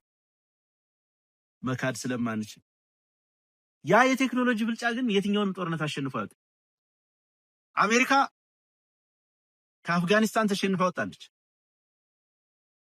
20 ዓመት ውጊያ ተደርጎ አሜሪካ ከቪየትናም ተሸንፋ ወጣለች። ከሶማሊያ ተሸንፋ ወጣለች። የቴክኖሎጂ ብልጫ ስለሌላት ነው አይደለም። ራሻ ዩክሬንን እስካሁን አላሸነፈቻትም። የቴክኖሎጂ ብልጫ ስለሌላት ነው አይደለም። ዋነኛው ቴክኖሎጂያችን የተሸከምነው ዓላማ ስለሆነ ነው። ዋነኛው ቴክኖሎጂያችን ያን የቴክኖሎጂ ብልጫ የምናሸንፍበት ህዝባችን ስለሆነ ነው። ከዚህ አድቫንቴጅ በስተቀር እርግጠኛ ነኝ ሰሞኑን ያየነውን ሰሞኑን የታዘብነውን ድል በአጭር ጊዜ ውስጥ እንደግመዋለን። እንዳልኳችሁ አንድ ለውጥ ማምጣት ያስፈልገናል። ሁልጊዜም በየሰፈራችን መዋጋት አገዛዙን ለማፍረስ ጠቅሞናል፣ ኃይል ለመገንባት ጠቅሞናል። ነገር ግን የምንዋጋው እዚህ ሰፈር ልንቀር አይደለም፣ እዚህ ወረዳ ልንቀር አይደለም። ወንዝ ተሻግረን የአማራን የዝንተ ዓለም ሰላም የሚያመጣ ስርዓት ልንገነባ ነው የምንታገለው። ከሱ ባሻገር ደግሞ ስትራቴጂክ ወታደራዊ ድሎችን ልናመጣ ነው የምንታገለው። ለዛ ቅንነት ያስፈልጋል። ቼን ኦፍ ኮማንድ መጠበቅና መታዘዝ ያስፈልጋል። የትኛውም ቦታ የትኛውም ኮሪደር ስምሪት በሚሰጥ ሰዓት መቀበል ያስፈልጋል። እሱን ማድረግ ከተቻለ በቀላሉ የጠላትን አከርካሪ መስበር እንደሚቻል ጦርነቱን ስንጀምር በደንበጫ፣ በደጋዳሞት፣ በዚህ በእነማይ ቀጠና፣ በቋሪት፣ ባህር ዳር ዙሪያ፣ ሜጫ የነበሩት ትላልቅ ድሎች በግልጽ የሚያመላክቱ ናቸው። ሰሞኑን የምኒልክ ህዝብ የፈጸመው አስደናቂ ጀብዱ የጠላትን አከርካሪ ለመስበር የምንችል የማድረግ አቅም ያለን መሆኑን ለኛ አይደለም ለጠላት አይደለም ለዓለም ጭምር ያሳየንበት። የሆነ ዲፕሎማት ከውጭ ይመጣል፣ አብይ መኪና ይዞ ይወጣል፣ በቤት ያዞረ የተብለጨለጨ መብራት ያሳያል። አንዳንዶቹ ይከራከራሉ፣ ምንም እኮ ስጋት የለም ሰላም እኮ ነው አገሩ። እነሱ ከአዲስ አበባ ተሳፍረው የመጡበት ሀገር ሳይደርሱ አንድ ክፍለ ጦር ተደምሷል። አንዳንዱ የኛ የሥራ ጉድለት ነው፣ ለዓለም የምናሳይበትን መነጽር ማስተካከል አለመቻላችን። ስለዚህ ያንን ሁሉ ዓለም አቀፋዊ ትኩረታችንን ሁሉ የሚቀይር ነገር ነው ይሄ ነገር የፈጠረው። ብዙ ጊዜ ተናግሬው አውቃለሁ። አሁን ሌሎች ተቋማትም ዲፕሎማቶችም የሚዲያ ሰዎችም እየደጋገሙት ነው። ፋኖ የምስራቅ አፍሪካ ኢመርጂንግ ፓወር ነው። ፋኖ የምስራቅ አፍሪካ አዲስ ኃይል ነው። በትክክልም ያ መሆኑን እና ሚዛን እየጠበቅን መሆኑን እየታየ ነው። ዛሬ እኔና እናንተ ይሄን ተጋድሎ ባንጀምር ኑሮ አብይ አህመድ የፕሪቶሪያ ስምምነትን ለመተግበር የሆነ መሬት ወደሆነ አካል ሰጥቷል። ጠመንጃውን ከአማራ ነጥቆ ለሆነ ቡድን አስታጥቋል። ያው ካለ ጦርነት መኖር የሚችል ሰው አይደለም። ወይ ኤርትራን ወሯል ወይ ተቃራኒው ሆኗል። ብቻ እዚህ ቀጠና ውስጥ የሆነ ነገር ተደርጓል። ያ ሁሉ እንዳይደረግ ምክንያት የሆነው የፋኖ ፓወር ነው። ይሄ ታሪካችሁ ነው። በስርዓት በሚገባ ማወቅ አለባችሁ። እንዳጋጣሚ ነው የምስራቅ አፍሪካ ቀጠና ከኢትዮጵያ ውጭ ያለው ቅኝ ግዛት የተገዛ ቢሆንም ብዙም የቅኝ ግዛት ባህል እና እሴት ያረፈበት አሻራ ያረፈበት አይደለም። በብዛት አብዛኛው ሱዳንን ጨምሮ ኤርትራ፣ ሶማሊያ፣ ጅቡቲ ይሄ ቀጠና ህዝቡ ደግሞ አንደኛው ከአንደኛው ጋር የተሳሰረ ነው በብዙ ምክንያት፣ በቋንቋ በብሔር። ለምሳሌ አፋርን ብትወስዱ ኢትዮጵያ ውስጥ አፋር አለ፣ ጅቡቲ ውስጥ አፋር አለ፣ ኤርትራ ውስጥ አፋር አለ። በዚህና በሌሎች ምክንያት እንደገና ደግሞ የዚህ የቀይ ባህር ጂኦፖለቲክስ በመኖሩ ምክንያት ቀጠናው ከጦርነት ቀጠና ወጥቶ አያውቅም። እንደውም በጥቂት ዓመታት ውስጥ በ20 ዓመት ምናምን ውስጥ 3 አዳዲስ ሀገራት ተፈጥረዋል ቀጠናው ላይ። ኤርትራ ከኢትዮጵያ ተገንጥላ አዲስ ሀገር ሆናለች። ደቡብ ሱዳን ከሱዳን ተገንጥላ ሀገር ሆናለች። ሶማሌላንድ እውቅና የላትም እንጂ ዲፋክቶ ስቴት ናት፣ ሀገር ናት። ዓለም አቀፍ እውቅና ስለቀራት ብቻ ነው። አሁን ደግሞ ሱዳንም ለሁለት ሊከፈል ዳር እያለ ነው። ይሄ ቀጠና ሙሉ የጦርነት ቀጠና ነው። በሚደንቅ ሁኔታ አማራው ስልጣን ላይ በነበረበት ዘመን እችም አማራው ስላችሁ አዲስ ለገሰ ነው በረከት ስምኦን እንደማታስቡ እርግጠኛ ነኝ። በአፄ ኃይለ ሥላሴ ዘመን ይሄ ቀጠና በጣም ስቴብል የነበረበት ዘመን፣ የተረጋጋ የነበረበት ዘመን። ስለዚህ ለዛ ትልቅ ዋጋ ያለ መሆኑ መታወቅ አለበት። አሁን ላይ እንደ ቀድሞ ቅኝ ገዢዎች ሳይሆን ዶላር ያደለባቸው አዳዲስ ኃይሎች በተለይ ዩናይትድ አረብ ኤሚሬት የምትባለው ዱባይ እና ሳውዲ አረቢያ እና ሌሎችም ሀገሮች አልፎ አልፎ ቱርክም ግብጾችም ይሄን ቀጠና የጦርነት ሜዳ አድርገውታል። የፕሮክሲ ዋር ወይም የውክልና ጦርነት መጫወቻ ሜዳ አድርገውታል። ሱዳን ብትሄዱ ሳውዲና ዩናይትድ አረብ ኤሚሬት ነው የሚዋጉት። አልቡርሃንን ሳውዲ ይደግፋል፣ ሌላም ይደግፈው አለ። ዳጋሎ የሚባለውን ደግሞ ዩናይትድ አረብ ኤሚሬትስ ትደግፋለች። ለምን ትደግፋለች? ዳጋሎ ከተቆጣጠረው መሬት ወርቅ ስለምታገኝ፣ ሌላ ምንም ነገር የለውም። አሁን ላይ ዓለምን የሚዘውረው ኢኮኖሚው የኮርፖሬት ኤምፓየር ዘመን ላይ ነው ያለን። በዛ ምክንያት ምን ይለዋል አንድ ጸሐፊ ፕራይቬታይዝድ ስቴት ፎርሜሽን። ፕራይቬታይዝ የሚደረግ ምንድነው? ቢዝነስ ነው አይደል? ግን ፕራይቬታይዝድ ስቴት ፎርሜሽን እየተከናወነ ነው ሶማሊያ ውስጥ። ዲፒ ወርልድ የሚባለው ዱባይ ፖርት ኢንተርናሽናል ወይም ዱባይ ፖርት ወርልድ የሚባለው ካምፓኒ የዩናይትድ አረብ ኤሚሬትስ ገዢዎች የዛ ፋሚሊ ንብረት ነው። ሁለት ፐርፐዝ አለው እዚህ፣ ሶስት ፐርፐዝ አለው እዚህ ቀጠና። አንደኛው ካውንተር ቴሮሪዝምን ወይም ደግሞ ሽብርን እከላከላለሁ ይላሉ። በሌላ በኩል ደግሞ ካውንተር ፔረሲ፣ ይሄ የባህር ላይ ውንብድናን ለመከላከል ይላሉ። እንደገና ደግሞ እዛ ሀገር የእንስሳትም የእጽዋትም ምርት ስለሌለ የፉድ ሴኩሪቲያቸውን ወይም የምግብ ዋስትናቸውን ለማረጋገጥ እዚህ ቀጠና ያለው ክላይሜትና አየር ንብረት ለሰብል እህልም ለእንስሳት ምርትም ስለሚመች ለሱ ኢንቨስትመንት በሚል ሰበብ በሶስቱ ምክንያቶች እዚህ ቀጠና ላይ ኢንቨስት ያደርጋሉ። ለምሳሌ ሶማሊያን ብትወስዱ ሶማሌላንድ፣ ፑንትላንድና የሞቃዲሾ መንግስት አለ አይደል? ሶስቱም ሀገራት ላይ ሰራዊት ያሰለጥናሉ። ሶስቱም ሀገራት ላይ አሁን ላልኳችሁ ለጸረ ሽብር ተጋድሎ በሚል ለአንቲ ፓይረስ ወይም ለባህር ላይ ውንብድና ተጋድሎ በሚል እና ለሌላም ፐርፐዝ የዚህ የቀይ ባህር ቀጠና ንግድ ለመቆጣጠር በሚል የወደብ አገልግሎት ለመስጠት በሚል የወደብ ግንባታ በሚል ምክንያት ሶስቱም ሀገራት ላይ ሰራዊት ይሰለጥናል። ኢንፎርማሊ ሶስት የተለያዩ ሀገራት እየተፈጠሩ ነው ማለት ነው። አንድ ሀገር አርሚ ካለው ራሱን የቻለ አርሚ ካለው ራሱን የቻለ አስተዳደር ካለው በሂደት ወደ ሀገርነት ነው የሚሸጋገሩ። ስለዚህ ይሄ ቀጠና ወደፊትም ቢሆን የነዚህን ኢመርጂንግ ፓወር ወይም የነዚህን አዳዲስ ኃይሎች ፍላጎት ለማሟላት ሲባል ከጦርነት ውጭ ሊሆን የሚችል አይደለም።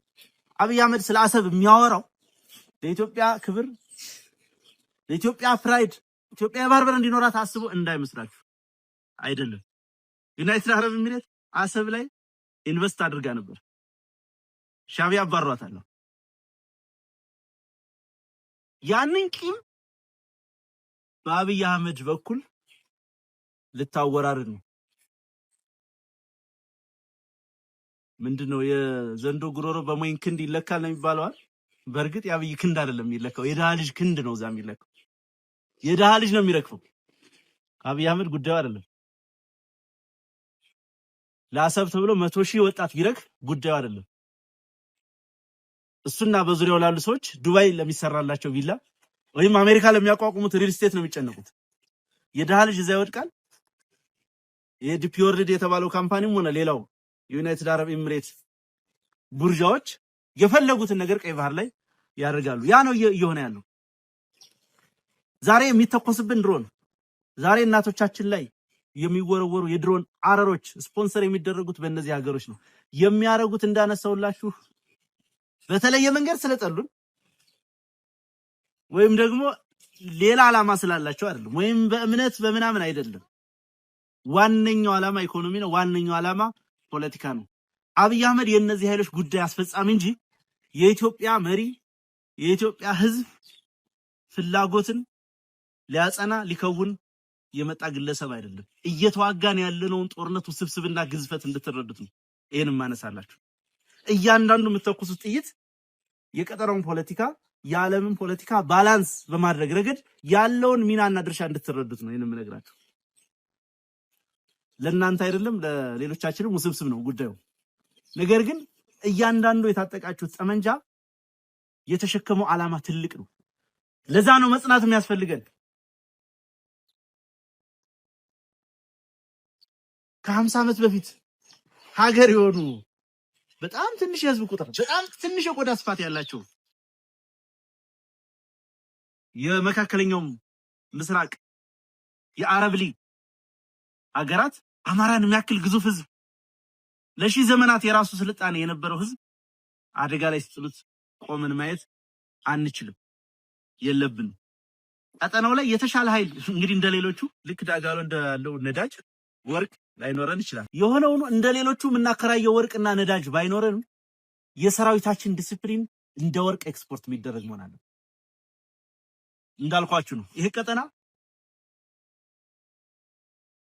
በእኛ ኃይል በእኛ ጉልበት መልሶ የሰላም ቀጠና ካልሆነ በስተቀር ለተከታታይ አመታት ከጦርነቱ ሂደት የሚወጣ አይደለም። ስለዚህ ኃይል ያስፈልገናል፣ ጉልበት ያስፈልገናል። ኃይል ከጠመንጃው ከጥይቱ ብዛት ብቻ አይደለም የሚመነጨው። ኃይል የሚመነጨው በዋነኛነት ከሰራዊታችን ዲሲፕሊን ነው። ዲሲፕሊን ሲባል ከህዝብ ጋር ያለን ግንኙነት፣ እርስ በርስ ያለን ግንኙነት፣ ለአለቆቻችን ያለን ታዛዥነት ብቻ አይደለም።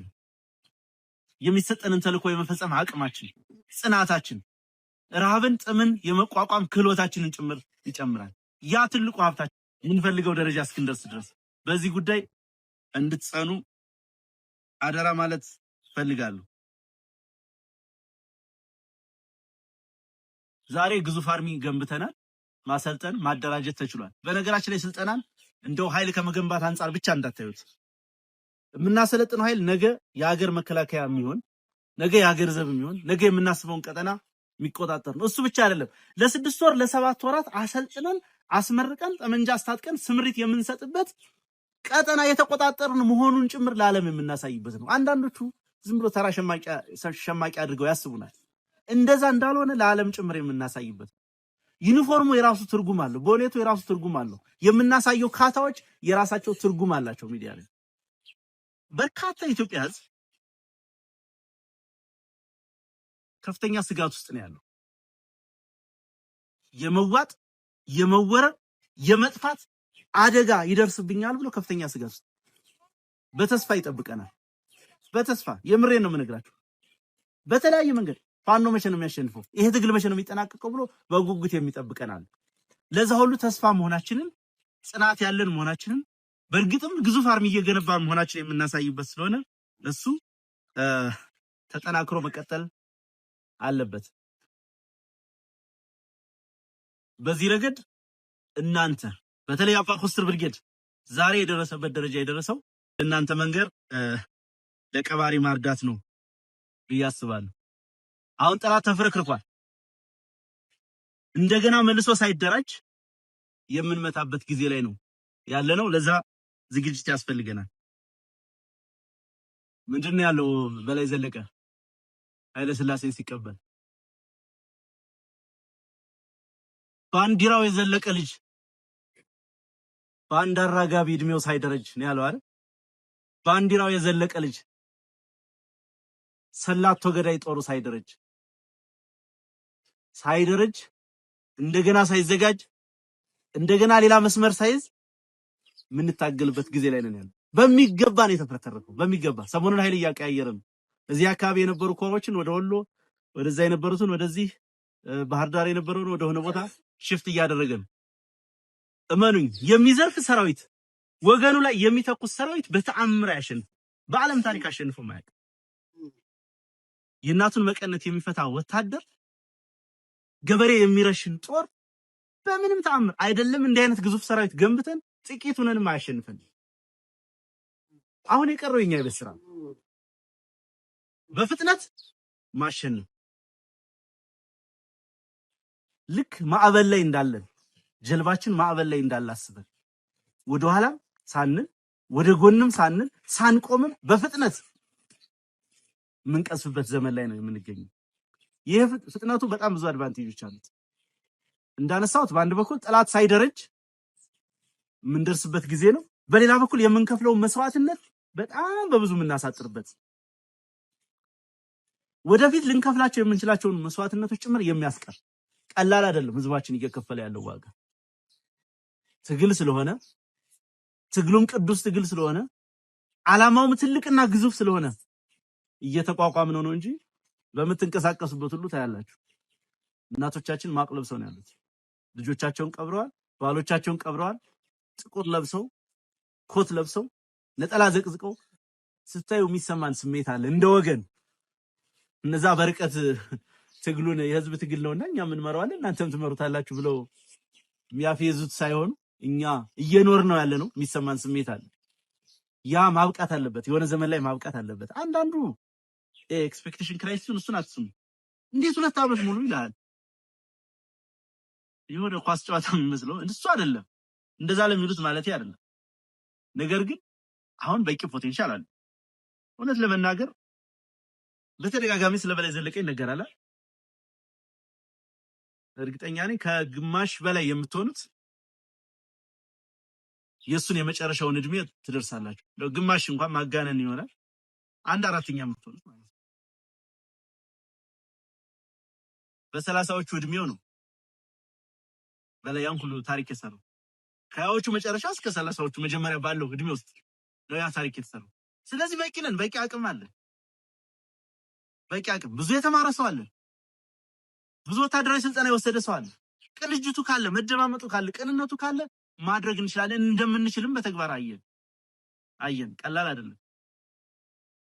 2-3 ክፍለ ጦር በዛ ደረጃ በታትነ ትናንትና የአማራ ፋኖ ብሔራዊ ኃይል ማዕከላዊ ኮማንድ ለቀይ መስቀል ደብዳቤ ጽፈናል። 502 ምርኮኛ አለ እጃችን ላይ ምኒልክ ዕዝ ላይ ማለት ነው። ከዛ ውስጥ 148ቱ ቀላልና ከባድ ቁስለኞች ናቸው። በ2-3 ቀን ውጊያ ይሄ በ3 ኮሮች ብቻ የተገኘ ነው። 3 ኮሮች በዚህ በደቡብና በምዕራብ ወሎ ቀጠና ያለው ገና አልተሰባሰበም። የሚገርማችሁ ነገር ከዚህ በፊትም በዘመቻ መቶ ተራሮች የነበሩትን ምርኮኞች እንዲረከቡንና ድጋፍ እንዲያደርጉ ለቀይ መስቀል ጽፈን ምላሽ አልሰጡንም። እያንዳንዱ ነገር ፖለቲክስ ነው ዓለም ላይ። ይሄ ሰብአዊነት ድጋፍ ምናምን ውሸት ነው። ቀይ መስቀል ከኛ ጋር የደብዳቤ ልውውጥ ካደረገ የምናገኘውን ኢንተርናሽናል ሪኮግኒሽን እያሰቡ ጥርጣሬ ስላላቸው ለዘመናት የነጮች የጥናት ዴስኮች ሸልፎች የተሞሉት በጸረ አማራ ትርክት ሰነዶች ነው። በነገራችን ላይ አብዛኛው የምዕራብ ኃይል እኛን የሚያየን ሌላውን ብሔረሰብ እንደምንጨቁን ቅድም እንዳነሳውላችሁ እንደ ቅንጌ ብዙ ያልሰራ ነው የቤት ስራ ስላለ ያን ሪኮግኒሽን ስቲል ምን ያስባሉ መሰላችሁ? የአብይ አህመድን ቢሮክራሲ የያዘው አማራው ነው ብለው ያስባሉ። ዲፕሎማቶችም ጋዜጠኞችም ሲያወሩን ዋንስ አፖን ታይም ከአብይ አህመድ ጎን የነበረው ፋኖ አሁን ከአብይ አህመድ ጋር ተጣላ ብለው የሚጀምሩት ቅርብ ጊዜ አሁን በቅርቡ በተንቀሳቀስንበት የጉሙዝ ታጣቂዎችን አገኙ ሱዳን ድንበር። ከዛ ለሆነ መንገድ ተፈልገው ስናወራቸው መጀመሪያ መነጋገር አለብን አሉ። እሺ ምናምን ብለን ቁጭ ብለን ምን አሉን? እናንተ የአብይ አህመድ ልጆች አይደላችሁ እንዴ? መቼ ነው የተጣላችኋል? አያችሁ ትርክቱ ከኦነግ ሰዎች ጋር ከቲፒኤልኤፍ ሰዎች ጋር ቀጥተኛ ግንኙነት አላቸው። እነዛ ደግሞ የፈረንጆችን ትርክት ነው የሚቀበሉት። ስለዚህ ያስተሳሰብ ስላለ እነዚህ ትላልቅ ኢንተርናሽናል ተቋማት ሪኮግኒሽን መስጠት አይፈልጉም፣ ማመን አይፈልጉም። በነገራችን ላይ ማመን አብይ አህመድ ባያምን አይገርመኝም። በጣም ስለሚፈራ እንደው ከሆነም ያው የለመድኩት ይሻላል ብሎ ነው መሰለኝ። የሰሞኑን ድል እንኳን ሰምታችኋል አይደል? የብልጽግና ሚዲያ ሰዎች የቲዲኤፍ ነው የህዋት ነው እያሉ በጣም የሚያስቅ ነው። ዋናው መሸነፋቸው ማመናቸው ነው። አሸናፊውን የፈለገው መምረጥ ይችላሉ እያልን ነበርና ልክ እንደዛ ነጮቹም ጋር ያ ችግር አለ። ያልቀረፍ ነው ያልተሻገር ነው ብዙ ነገር አለ። በጣም ብዙ ስራ የተሰራ ለአመታት ለዘመናት ሪሰርች የተደረገ ይሄን ቀጠና የሚያውቁ ሪሰርቸሮች ምሁራን አማራውን የሚያዩበት መነጽር ፍጹም የተንሸዋረረ ነው። ፍጹም የህሉና ትግል እያደረግን ነው የሚለውን ማመን አይፈልጉም። አሁን ነው በብዙ ጥረት በብዙ ስራ ብዙ በር አንኳኩተን ትንሽ ነገሮች እየተገለጡ የመጡት እሱም በጉልበታችን በጠመንጃ ኃይላችን። ስለዚህ የአይነት ነገር ስላለ ብዙ የቤት ስራ አለብን። ማሸነፍ እና መቀልበስ እንደምንችል ግን በተጨባጭ ታይቷል። እንዳነሳሁት የአማራን ፖለቲካ እና አደረጃጀት ከሁለተኛነት ከጁኒየርነት ከግዞተኝነት በሞግዚት ከመተዳደር አውጥተን በራሱ እንዲቆም ማድረግ ችለናል። ከፋም ለማ መጪው ዘመን ምንም ሆነ ምን በራሱ የሚቆም በራሱ የሚያስብ በራሱ ፖለቲካ የሚሰራ ትውልድ ፈጥረናል። አንዳንዶቹ እንዴ ማንኛውም ኃይል ጋር እንተባበራለን ትላላችሁ እንደ ትናንት ነው ምናምን ይላሉ። እኛ እንደ ኢህዴን እኮ ምርኮኛ ሆነን የተመሰረትን አይደለም። በዚህ ጀግና አርሶ አደር ፊት በዚህ ጀግና ወጣት መሃል አስታጥቀን አደራጅተን አንቅተን በራሳችን የፖለቲካ ፍልስፍና የበቀልም አዲስ ትውልድ አዲስ አስተሳሰብ አዲስ ተስፋ ስንል እነኚህን ሁሉ ከዚህ ከፖለቲካ ሪዮት ዓለም ተለጣፊነት ዶሜስቲኬት ከተደረገ ኢትዮጵያን አማራን ከማይመጥን የሶሻሊዝም ካፒታሊዝም አይነት ፍልስፍና የተላቀቀ የራሱ ፍልስፍና ያለው የአማራን ትናንት ግሎሪ ፓስት የሚያስታውስ የሚያስብ የሚመረምር ዛሬ አማራ ያለውን ተስፋ የሚያስብ እና በራሱ አቅም በራስ በቅነት የሚንቀሳቀስ ትውልድ ፈጥረናል ማለት ነው። በዛ መንገድ የተፈጠረ ትውልድ በምንም ተአምር የሌላው ተለጣፊ ሊሆን አይችልም። በሌላ ሂሳብ ሊታይ አይችልም። ማንም ለጽድቅ ብሎ አይደለም እኛ ጋር ሊሰራ የሚችለው ማንም አካል ኢንክሉዲንግ ሀገር ውስጥ ያለው ውጭም ያለው ማንም ከኛ ጋር ሊሰራ የሚችለው በእኛ ፖለቲካ፣ በእኛ ሐሳብ፣ በእኛ ጉልበት ህልውናውን አስከብራለሁ ብሎ ስለሚያስብ ብቻ ነው። ይሄን እንዳትረሱ። እኛ ስልጣን ላይ እንድንወጣ ፈልጎ አይደለም ማንም ሊያግዘን የሚፈልግም የሚችልም አካል ለራሱ ፐርፐስ ለራሱ ጥቅም ይሄንን የሚስት አመራር የለም። ይሄን በደንብ የሚረዳ ሊደርሺፕ ነው ያለው። ምንም አይነት ስጋት እንዳይገባችሁ በዚህ ረገድ የጸረ አብይ አህመድ አገዛዙ ፊት አውራሪ ሆነን መውጣት የምንችልበት አቅም አለን። አማራ ቀላል ህዝብ ነው እንዴ? በርካታ ትናንሽ ሀገሮች ተደምረው እኮ የአማራን ህዝብ የሚያክል ቁጥር እኮ የላቸውም። የህዝብ ቁጥር ትልቅ ጉልበት ነው በዚህ ዘመን አይደል? ኢኮኖሚካሊ በሌላው በብዙ መመዘኛዎች ብትወስዱት ገና ያልተነካ ምን ያክል ፐርሰንቱ እንደተጠቀምንበት የአማራን ህዝብ አላውቅም። ግዙፍ የሆነ አቅም ነው ያለን። ይሄንን አቅም የያዘ ኃይል እና አካል የሆነ አካል ተለጣፊ ይሆናል ብሎ መስጋት አያስፈልግም። ይልቁንም በመተማመን በመደማመጥ ሰው ህይወቱን ከመስጠት በላይ በምንም ሊታመን አይችልም። አሁን ያለው የፋኖ ሊደርሺፕ በርካታ መንገዶችን አልፎ ነው እዚህ የደረሰው አይደል? በርካታ የሞት ወጥመዶችን የተሻገረ ነው። ይሄን ያረጋን ሊደርሺፕ ማመን ያስፈልጋል። መሪህን ማታመን ከሆነ ሊደርሺፑን ማታመን ከሆነ ትግሉን ማሸነፍ አትችልም። ድርጅት መፍጠር አትችልም። ስለዚህ ህዝቡን የሚመጥን አስተሳሰብ እና ልዕልና ያለው ሊደርሺፕ ነው ያለ። ችግሮች የሉም ማለት አይደለም። በኋላ መጣበታለሁ። እዚህ አንድ ድርጅት ካለመፈጠሩ ጋር ተያይዞ የሚነሱ ችግሮች ይኖራሉ። እሱ እንደተጠበቀ ሆኖ ግን በሎያሊቲ ጉዳይ ምንም አይነት ጥያቄ ሊኖራችሁ አይገባም። በዚህ ረገድ የትኛውም ኃይል ጋር ብንሰራ ምንም ጥርጣሬ እንዳይኖር ለማለት ኮዛችንን አሳልፈን የምንሰጥ የህልውና ጥያቄያችን የተነሳንበትን ዓላማ ኮምፕሮማይዝ የምናደርግ አይደለም። ታሪክ ከዚህ ትግል የምናተርፈው ታሪክ ነው ሲባል ነበር ቅድም። ታሪክ ብቻ አይደለም ትውልድም ጭምር ነው የምናተርፈው። እኛ መስዋዕትነት ልንከፍል እንችላለን። መጪውን ትውልድ ግን እናድነዋለን። አንገቱን ቀና አድርጎ እንዲሄድ የአባቶች ሀገር ብሎ እንዲኮራ እናደርገዋለን። ያን ዓላማ የተሸከምን ስለሆነ በዛ በኩል ምንም ጥርጣሬ ሊኖር አይገባም።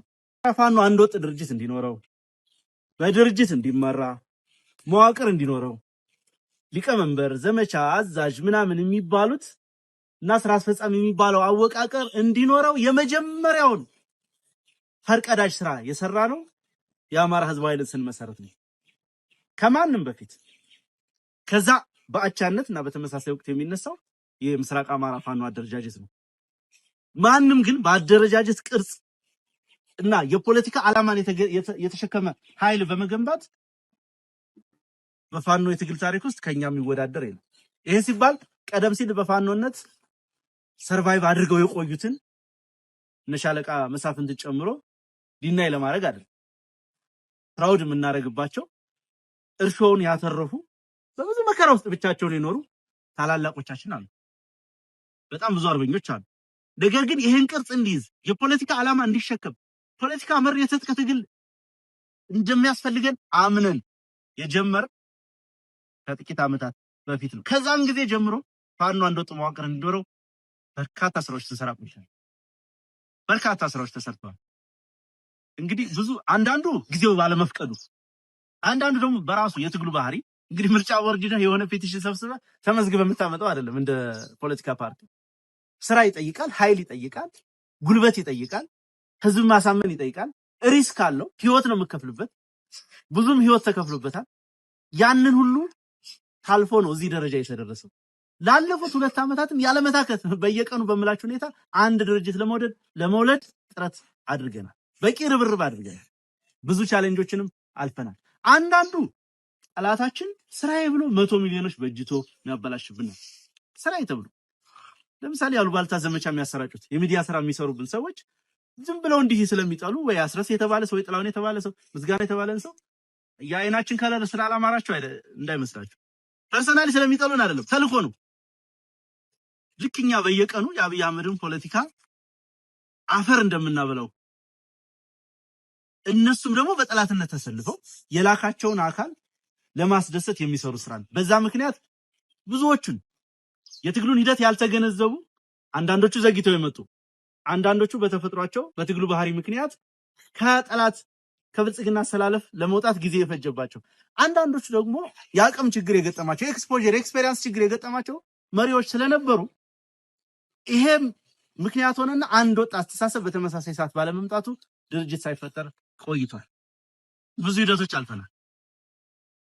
ብዙ አውሎ የሚያሳድሩ ነገሮች አሉ ብናነሳው። አንዳንዱ የኛ ይዋህነት የሚመጣውን እንግዳ ሁሉ በመልካምነት በወንድምነት በፍቅር በመቀበል ይህ ህዝብ እረፍት እንዲያገኝ ማህበራዊ እረፍት እንዲያገኝ ሰላም እንዲያገኝ ይህ ጦርነት በአማራ ህዝብ አሸናፊነት ተጠናቆ አማራውም ሌላውም በሰላም የሚኖርበትን ኢትዮጵያ ይመጣል በሚል ተስፋና ምኞት ብዙዎችን በፍቅር ስናስተናግድ እየተካድን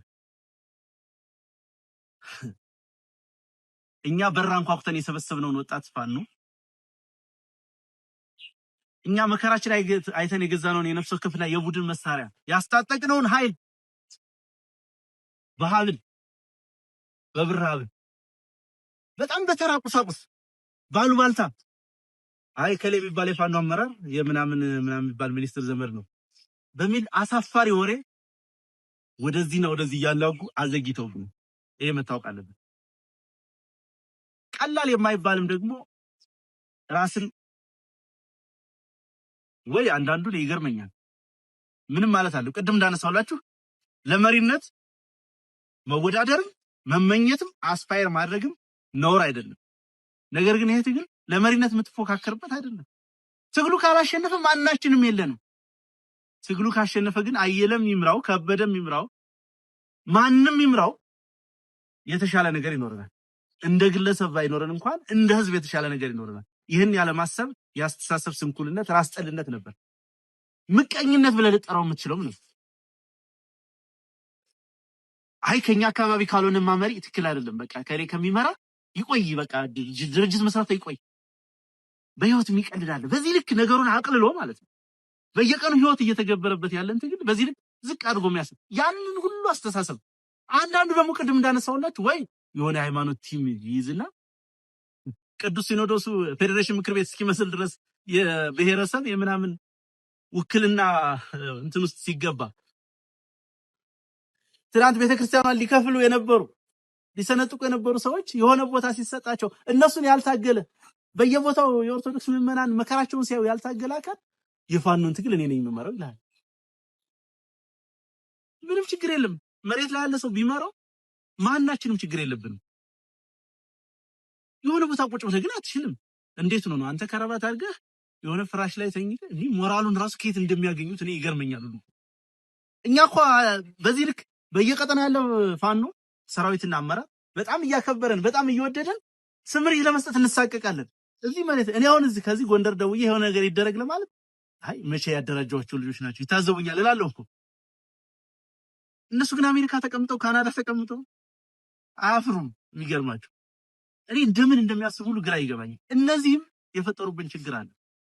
ብዙ አይነት አስተሳሰብ ያላቸው አንዳንዱ በግንቦት ሰባት በኢህአፓ በምናምን ዘመኑን ጨርሶ አሁን ሳያስበው የሆነ ትውልድ ተነስቶ ጠመንጃ ይዞ አማራን እንደዚህ አድርጎት አገኘው።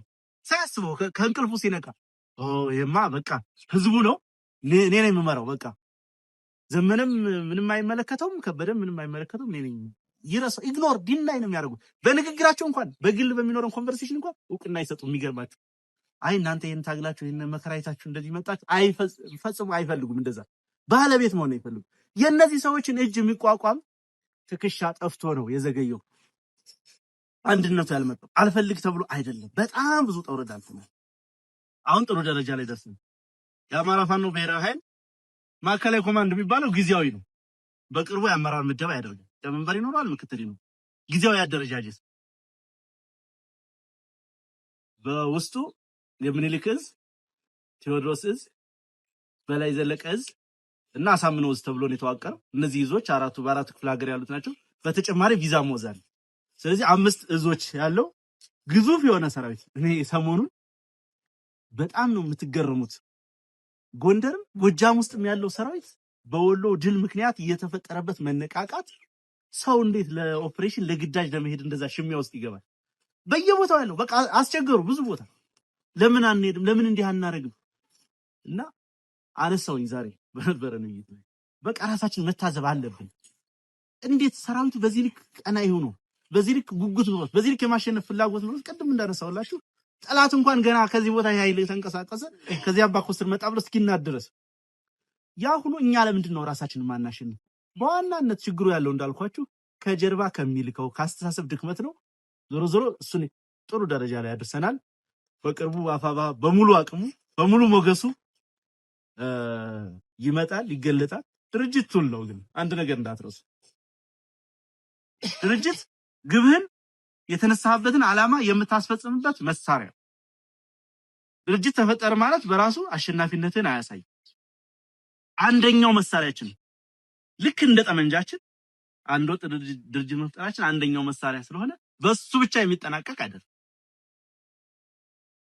የግዝፈት አደጋ ይገጥመናል። ከዛ በኋላ ግዙፍ አርሚ ነው የሚኖረን፣ ግዙፍ አመራር ነው የሚኖረን፣ በጣም ሰፊ ቆዳ ስፋት ነው የሚኖረን። ያንን የማስተዳደር ፈተና ስለሚገጥመን ያንን ቻሌንጅ ሁሉ መታሰብ አለበት። ለዛ የሚገጥሙ ችግሮች ይኖራል። የሰራዊት መፈወዝ ይኖራል። ብዙ ነገሮች ያንን ሁሉ አንዳንዱ ቦታ ሽምብራ ተቆርጥሞ የሚታደርበት አለ። አንዳንዱ ቦታ ጤፍ እንጀራ የሚበላበት አለ። አንዳንዱ ቦታ ጾም የሚታደርበት አለ። አንዳንዱ ጋር ደግሞ ጮማ የሚቆረጥበት አለ። ይሄን ሁሉ ማመጣጠን፣ ዩኒፎርም ማድረግ፣ ኢቭን ከሰፈሩ ማውጣት ሰራዊቱ እንዳጋጣሚ ነው። እናንተ እንኳን ከብዙ ቦታ የተቀላቀለም እንደሆነ ሰምቻለሁ። አንዳንዱ ጋር እኮ ያክስት ያጎትልሽ ምናምን ተጠራርቶ የመሰረተው ብርጌድ ሻለቃ አለ። ያን አንደኛውን አንስተው ወደ አንደኛው ስትወስደው ጫጫታ አለ፣ ምን አለ፣ መክዳት፣ ብዙ ነገሮች ይኖራሉ። እሱን ሁሉ ታሳቢ በማድረግ መጽናት፣ ጓደኞቻችሁን ማጽናት፣ ዋጋ የከፈሉላችሁን በየደቂቃው በየሰከንዱ ማሰብ ያስፈልጋል ማለት ነው። ከድርጅት ምስረታ ባሻገር ብዙ ስራዎች ያስፈልጉናል። ቅድም ነካክቸዋለሁ፣ ጊዜ አልወስድም። የኃይል ግንባታ ስራ በሰፊው መሰራት አለበት። ሎጂስቲክስ እንደ አባ ኮስትር እንደ ብርጌድ የምትሰሩት እንደተጠበቀው ነው። እንደ አፋባሃ የሚሰራ ስራ አለ፣ ገዘፍ ያለ ብዙ መጠበቅ አያስፈልግም። ከዚህ በኋላ በነገራችን ላይ በድርጅት ደረጃ የሚገኙ ሎጂስቲክሶች ቢኖሩ ለድርጅታዊ ተልእኮዎችና ለትላልቅ ነገሮች እንዲውሉ ነው ሊደረጉ የሚችሉ። ሪዘርቭ መያዝ፣ ሁልጊዜም ሪዘርቭ መያዝ ያስፈልጋል። እሱ ላይ መሰራት አለበት ነው። ድሉን ካገኘው ሁኔታዎች ከፈቀዱ ድጋሚ እንገናኛለን። ብዙም ባልተዘጋጀንበት ነው እናንተን በዚህ ያደከምናችሁ። በጣም ደስ ብሎኛል። አመሰግናለሁ።